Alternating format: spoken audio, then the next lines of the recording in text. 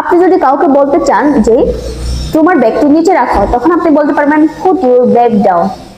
আর আপনি যদি কাউকে বলতে চান যে তোমার ইউনিফর্মটি পরিধান করো, তখন আপনি বলতে পারবেন put on your uniform।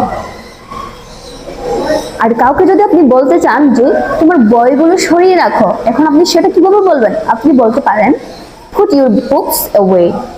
So আপনি যদি কাউকে বলতে চান যে বেঞ্চে বসো, তখন আপনি বলতে পারবেন sit down on the bench।